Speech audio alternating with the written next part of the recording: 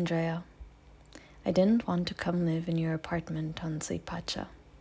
Not so much because of the bunnies, but rather that it offends me to intrude on a compact order, built even to the finest nets of air, networks that in your environment conserve the music and the lavender, the heavy fluff of the powder puff and the talcum, the play between the violin and the viola in Ravel's quartet. It hurts me to come into an ambience where someone who lives beautifully has arranged everything like a visible affirmation of her soul. Here are the books, Spanish on one side, French and English on the other, the large green cushions there, the crystal ashtray that looks like a soap bubble that's been cut open on this exact spot on the little table, and always a perfume, a sound, a sprouting of plants, a photograph of the dead friend, the ritual of tea trays and sugar tongs. Ah, dear Andrea, how difficult it is to stand counter to, yet to accept with perfect submission of one's whole being, the elaborate order that a woman establishes in her own gracious flat. How much at fault one feels taking a small metal tray and putting it at the far end of the table, setting it there simply because one has bought one's English dictionaries and it's at this end, within easy reach of the hand, that they ought to be. To move that tray is the equivalent of an unexpected, horrible crimson in the middle of one of Rosenfant's painterly cadences, as if suddenly the strings of all the double basses snapped at the same time with the same dreadful whiplash at the most hushed instant in a Mozart symphony. Moving that tray alters the play of relationships in the whole house, of each object with another, of each moment of their soul with the soul of the house and its absent inhabitant. And I cannot bring my fingers close to a book, hardly change a lamp's cone of light, open the piano bench, without feeling of rivalry and offense swinging before my eyes like a flock of sparrows. You know why I came to your house, to your peaceful living room scooped out of the noonday light. Everything looks so natural, as always when one does not know the truth. You've gone off to Paris. I am left with the apartment on Suipacha. We draw up a simple and satisfactory plan, convenient to us both until September brings you back again to Buenos Aires. And I amble off to some other house where perhaps, but I'm not writing you for that reason. I was sending this letter to you because of the rabbits. It seems only fair to let you know, and because I like to write letters, and maybe too because it's raining. I moved last Thursday in a haze overlaid by weariness, at 5 p.m. I've closed so many suitcases in my life. I passed so many hours preparing luggage that never manages to get moved any place. That Thursday was a day full of shadows and straps, because when I look at valise straps, it's as though I were seeing shadows, as though they were parts of a whip that flogs me in some indirect way, very subtly and horribly. But I packed the bags, let your maid know I was coming to move in. I was going up in the elevator, and just between the first and second floors, I felt that I was going to vomit up a little rabbit. I've never described this to you before, not so much, I don't think, from lack of truthfulness, as that just naturally one is not going to explain to people at large that from time to time one vomits up a small rabbit. Always I have managed to be alone when it happens, guarding the fact, much as we guard so many of our privy acts, evidences of our physical selves which happen to us in total privacy.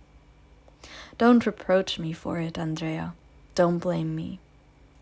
Once in a while it happens that I vomit up a bunny. It's no reason not to live in whatever house. It's no reason for one to blush and isolate oneself and to walk around keeping one's mouth shut. When I feel that I'm going to bring up a rabbit, I put 2 fingers in my mouth like an open pincer, and I wait to feel the lukewarm fluff rise in my throat like the effervescence in a sal hepatica. It's all swift and clean, passes in the briefest instant.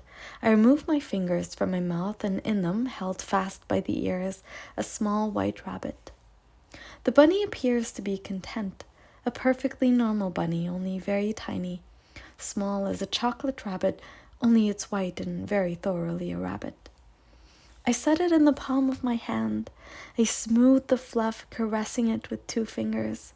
The bunny seems satisfied with having been born, and waggles and pushes his muzzle against my skin, moving it with that quiet and tickling nibble of a rabbit's mouth against the skin of the hand. He's looking for something to eat, and then, I'm talking about when this happened at my house on the outskirts, I take him with me out to the balcony and set him down in the big flower pot among the clover that I've grown there with this in mind. The bunny raises his ears as high as they can go, surrounds a tender clover leaf with a quick little wheeling motion of his snout, and I know that I can leave him there now and go on my way for a time, lead a life not very different from people who buy their rabbits at farmhouses. Between the first and the second floors, then, Andrea, like an omen of what my life in your house was to be, I realized that I was going to vomit a rabbit. At that point, I was afraid, or was it surprise? No, perhaps fear of the same surprise. Because before leaving my house only 2 days before, I'd vomited a bunny and so was safe for a month, 5 weeks, maybe 6 with a little luck. Now look, I'd resolved the problem perfectly. I grew clover on the balcony of my other house, vomited the bunny, put it in with the clover, and at the end of the month, when I suspected that at any moment, then I made a present of the rabbit already grown enough to Mrs. Molina, who believed I had a hobby and was quiet about it. In another flower pot, tender and propitious clover was already growing. I awaited without concern the morning when the tickling sensation of fluff rising obstructed my throat, and the new little rabbit reiterated from that hour the life and habits of its predecessor.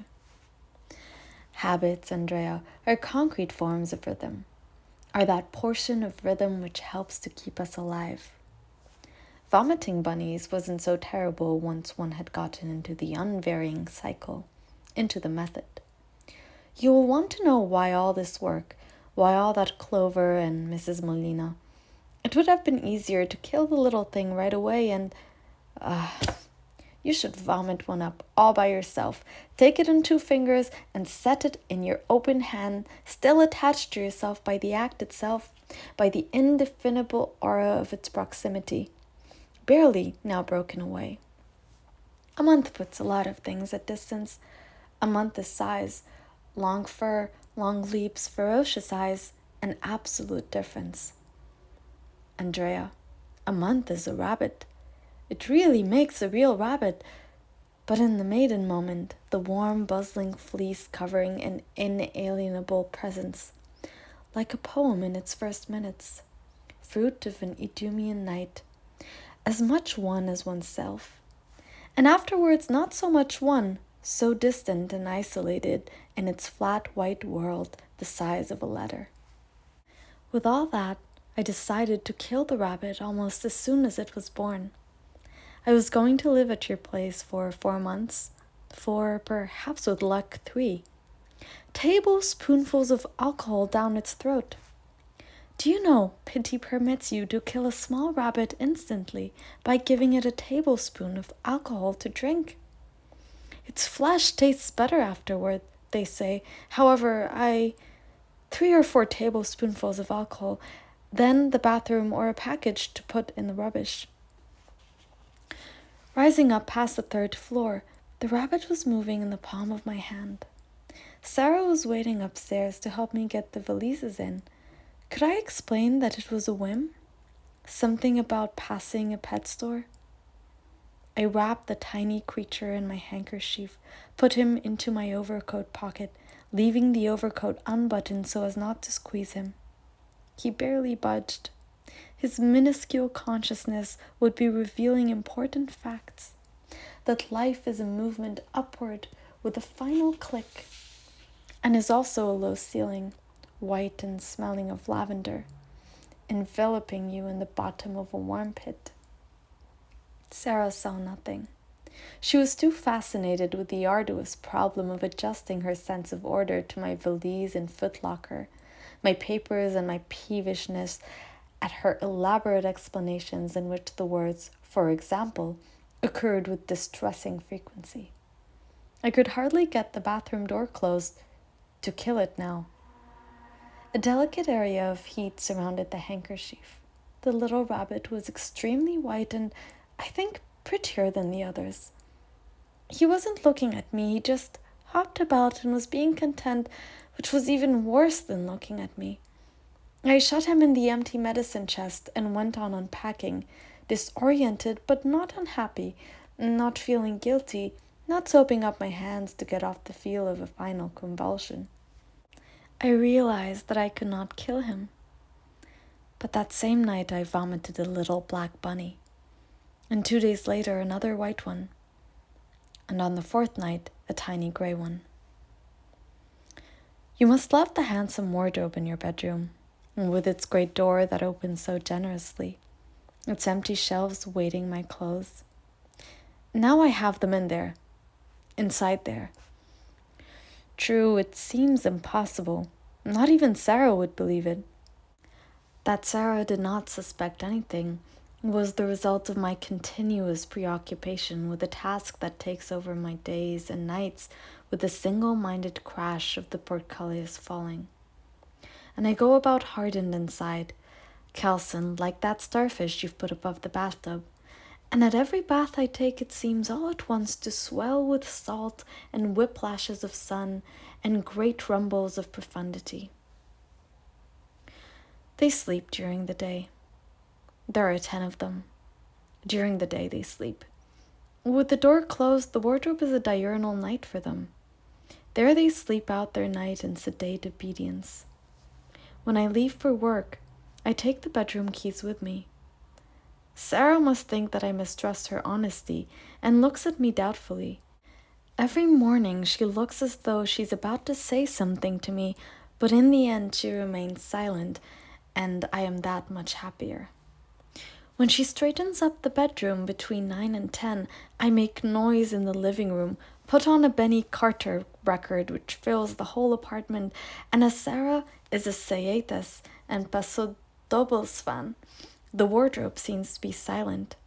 And for the most part it is, because for the rabbits it's night still, and repose is the order of the day.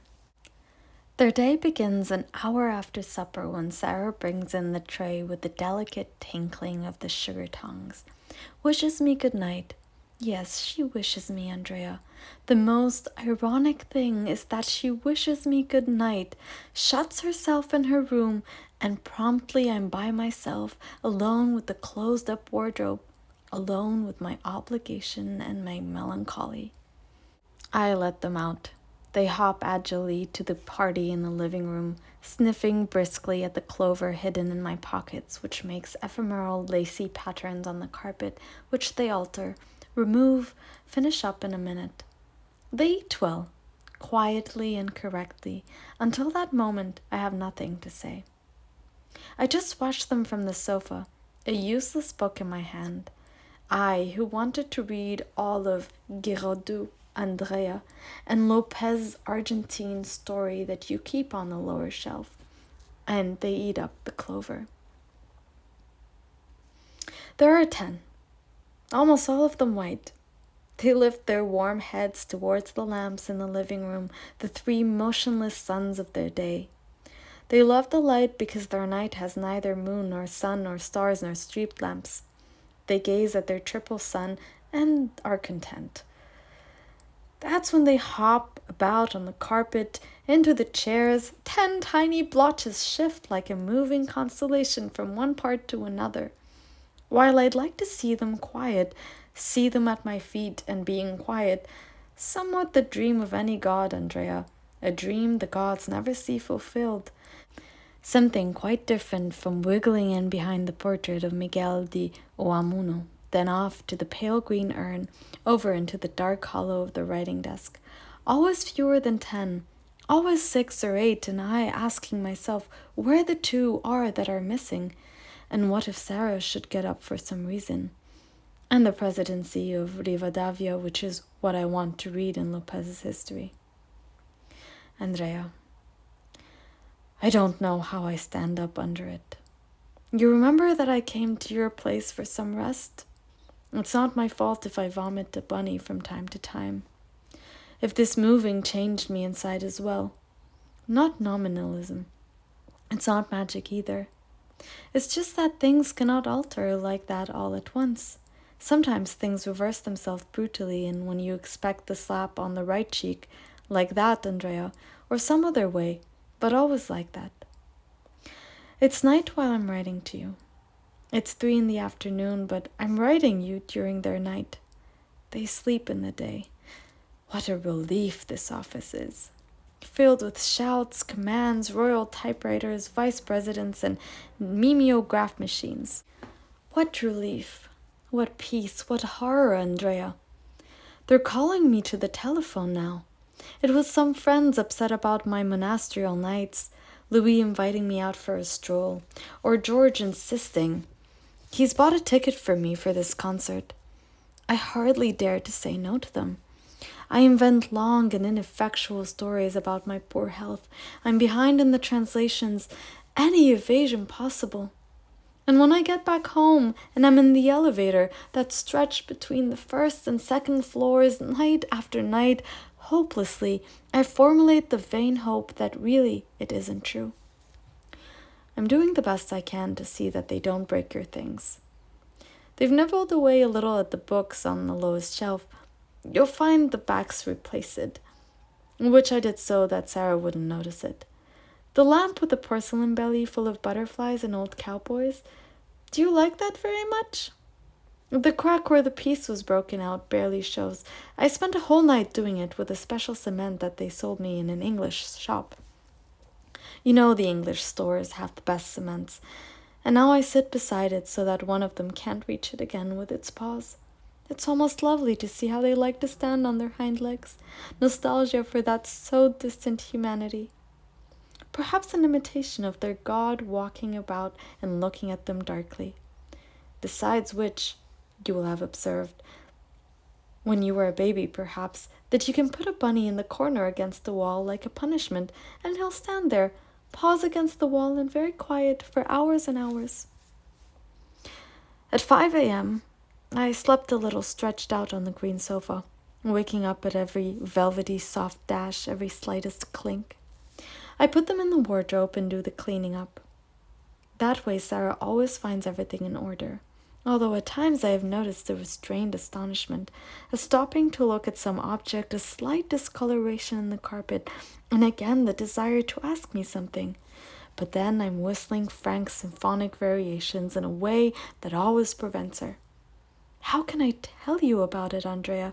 The minute mishaps of this soundless and vegetal dawn, half asleep, on what staggered path, picking up butt ends of clover, individual leaves, white hunks of fur falling against the furniture, crazy from lack of sleep, and I'm behind in my guide, Troyat. I haven't gotten to translating, and my reply to a distant young lady who will be asking herself already if... Why, go on with all this. Why go on with this letter I keep trying to write between telephone calls and interviews? Andrea, dear Andrea, my consolation is that there are 10 of them and no more. It's been 15 days since I had the last bunny in the palm of my hand.